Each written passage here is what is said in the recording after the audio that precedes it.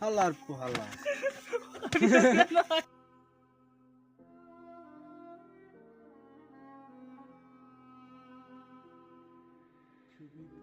লালু ভাই, আপনি যে বন্ডামি শুরু করছেন আমাদেরকে নিয়ে, যদি সত্যি সত্যি কোনোদিন ভূত তাড়ানো লাগে, আপনি কি পারবেন?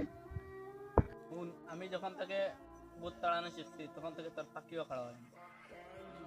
তারপরও ভাই এই বোর্ডটা আমি আর কতদিন। বাংলাদেশের মানুষ খায় যতদিন ততদিন চলবে এই ব্যবসা।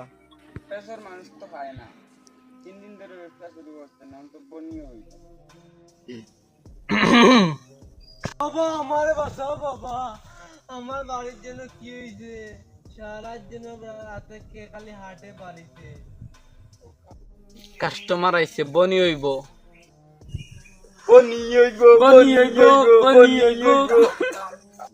তুই একবারে সঠিক জায়গায় আসছ, চল।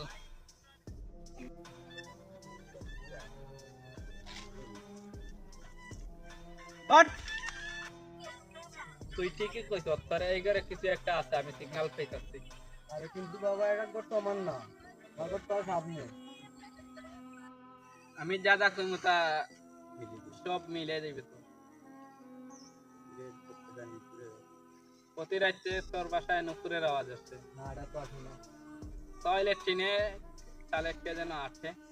না আর তো আসে না। এই বুটটা খুব ডেঞ্জারাস, তোর বাসা যাওয়া যাবে না, এখান থেকে সমাধান করতে হবে। বুট তাড়ানো লাগে যে জিনিসগুলো বলছে ওইগুলা কি আনতো? ও বাবা আনছি। কিন্তু ভূত তাড়ানোর জন্য তো মোমবাতি জ্বালালেই হয়, রুটি কেন?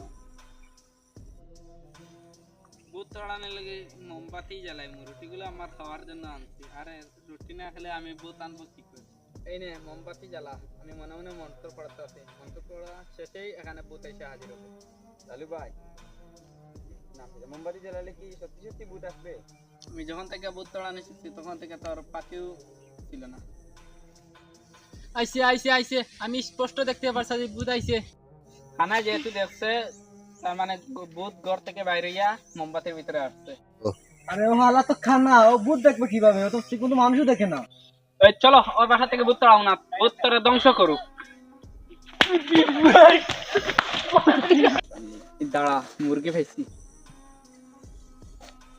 অন্ধকার অন্ধকার, তোর কপাল, তোর ভবিষ্যৎ অন্ধকার, তোর কপালে শনি আসছে।